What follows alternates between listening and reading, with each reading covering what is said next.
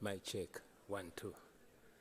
See, our leaders become misleaders, and see, our mentors become tormentors. Freedom fighters became dictators. They're killing our people in Karamoja. We are fighting for freedom. Thank you. Thank you.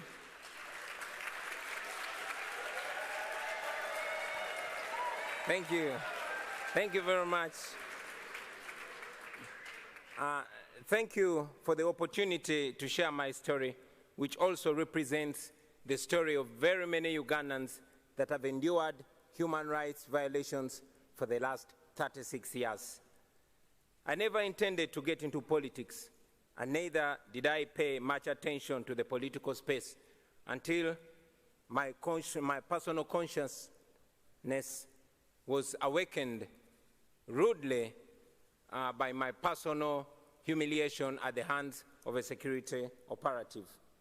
I'm a musician, and in 2005, I was the hottest artist in town, singing about parties and girls and money.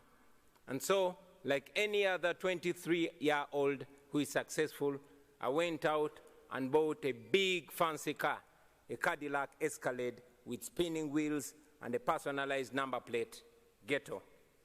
One day, I was at a nightclub in Kampala when a security operative pulled me out of my brand new car, slapped me in the face, and put a gun on my head.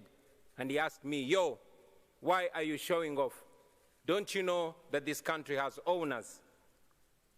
I drove away humiliated, and this horrible feeling was all over me, a feeling of you deserved it. Because he was right, I thought I was safe as a celebrity, partying with the rich and powerful military generals, whining and dining with them. But I did not know that it didn't change the reality that I was just a boy from the ghetto, and that I would not be free from their oppressive rule until everyone in Uganda was free. That incident reminded me of the humiliation that many Ugandans faced every day. I couldn't forgive myself for having allowed my temporary and deceptive comfort and elevation from society to blind me from the plight of my fellow disadvantaged people.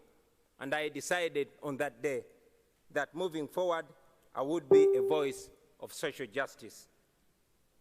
For 36 years, Uganda has been under the rule of General Yoweri Museveni.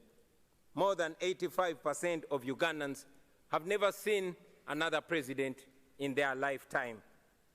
Not because the law allows it, no, but because he has always changed the constitution with the help of a compromised parliament, and he has always rigged elections with the help of a personalized military.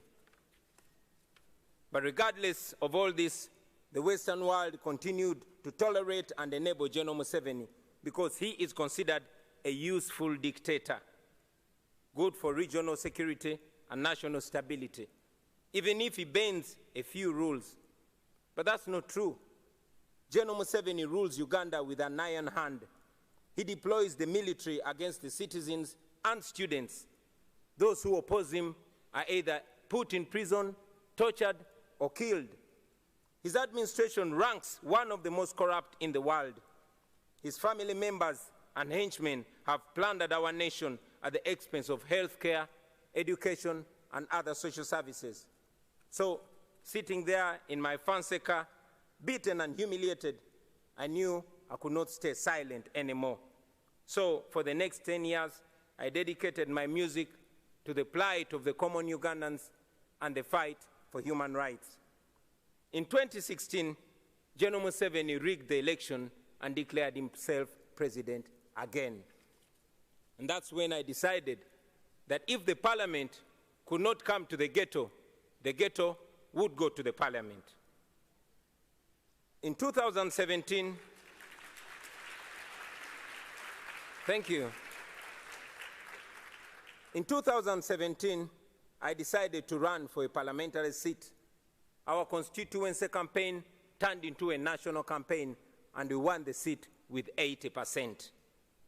Then we started the People Power movement to awaken a generation of young Ugandans, talking to them about democracy and explaining to them why they must get involved.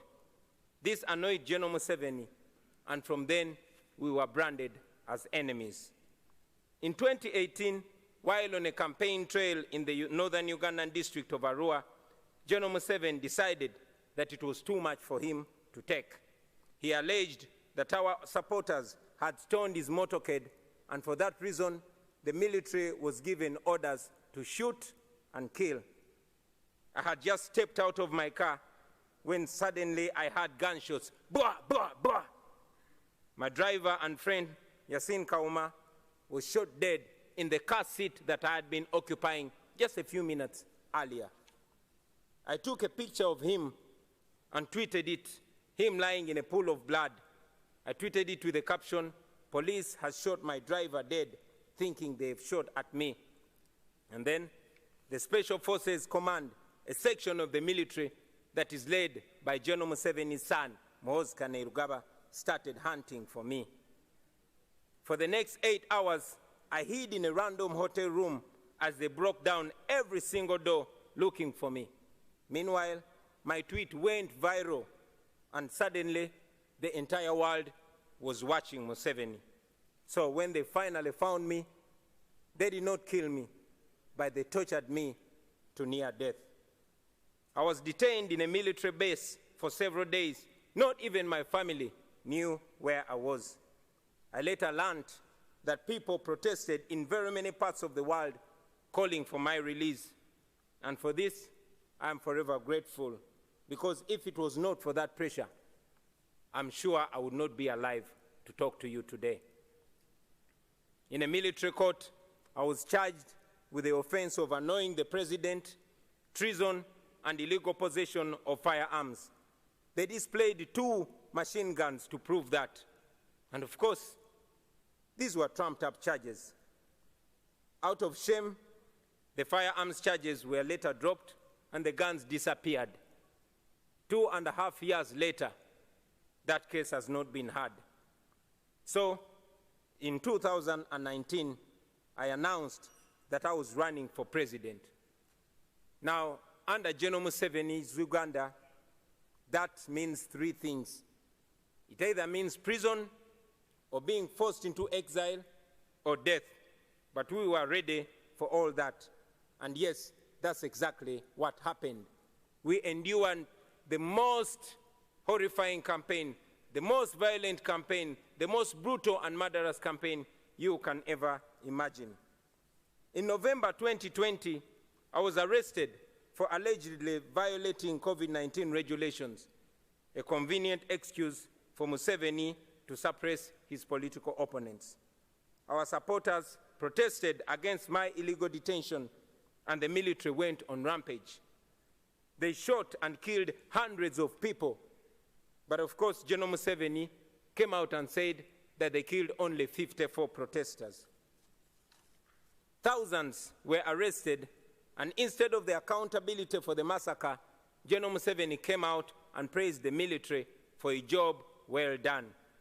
A few days later, my bodyguard and friend, Frank Ssentamu, was deliberately run over and killed by a military police car. Thousands of our supporters were then abducted by security operatives in unmarked vehicles called drones in Uganda. And as I speak to you right now, many are still missing, while others are still in illegal detention, simply for supporting me and our party. Those who were lucky to return, they came back with severe torture marks and horrifying stories. Stories of eyes and fingernails plucked out. Stories of men being castrated and women being raped in detention. But we never gave up, and we will never give up. It wasn't me challenging General Museveni. No, it was an entire generation. And for the first time, there were no tribal lines, there were no religious lines, there were no class lines. The entire population was speaking with one big voice. All our people were saying, people power is our power.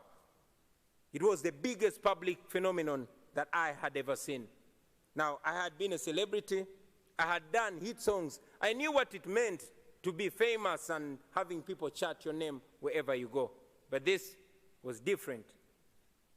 On election day, after casting my ballot, I went home only to find my house surrounded with hundreds of soldiers, and later I learned that the same was happening to all our party offices across the country. The internet was switched off. Mainstream media was placed under strict censorship. Any radio station that dared to report on the election was immediately shut down. Radio presenters and journalists were arrested. And so in this complete blackout, General Museveni declared himself winner of the election again. International authorities challenged the results as fraudulent, not free, and not fair. But I remained under house arrest for the next 11 days. Ladies and gentlemen, it is not an exaggeration to say that my life is in danger because I live in Uganda, and after here, I am going back to Uganda. I have lost friends and colleagues at the hands of security forces. I have been arrested and charged very, very many times, and my only crime has been challenging General Museveni's dictatorship. I'm therefore here to tell the world with clarity that General Museveni is not the leader you think he is. He is a threat to the people of Uganda, and yes, he's a threat to the entire region.